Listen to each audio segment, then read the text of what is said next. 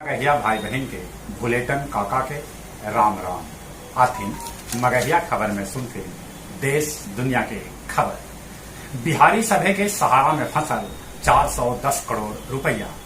अमृत युवा कला उत्सव 25 से 27 जुलाई तक पटना में मनावल जाए, जगरा में देश के 10 राज्य से जुटन युवा। बिहार के मुख्यमंत्री के कभी नजदीकी रहल आर सीपी सिंह कहलगा कि प्रदेश में जंगल राज आ रहा है। चिराग पासवान कहलन कि लोग हमर राजनीतिक हत्या करल चाह। शिक्षा विभाग के अपर मुख्य सचिव के पाठक शोध एवं प्रशिक्षण परिषद के सभे कर्मी के वेतन कैलन बंद। मणिपुर में कैल गए सुरक्षा कड़ा। पड़ोसी राज्य मिजोरम में भी सुरक्षा के कैल गए पुख्ता इंतजाम। देश के कैकन इलाका में बाढ़ से हालत है गंभीर। ज्ञान वापी परिसर में एएसआई के 30 सदस्यीय टीम कर रहा है सर्वे।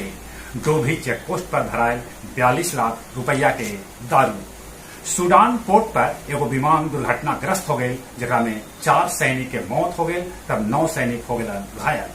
क्रीमिया में यूक्रेन रूसी हथियार गोदाम के बनौलक निशाना। रूस बदले में कैलक यूक्रेनी बंदरगाह पर हमला।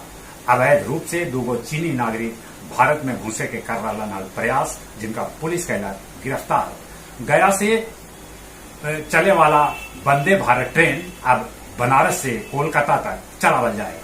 मणिपुर घटना के विरोध में गया जी में जनाधिकार पार्टी कैलक रेल के चक्का जाम। कटारी रेलवे केबिन भी एगो युवक के कील से ठोक के कर देवल गए हत्या।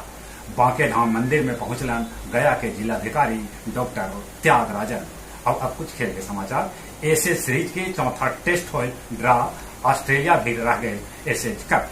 पाकिस्तान ए भारत ए के हरा के फिर से बनल चैंपियन।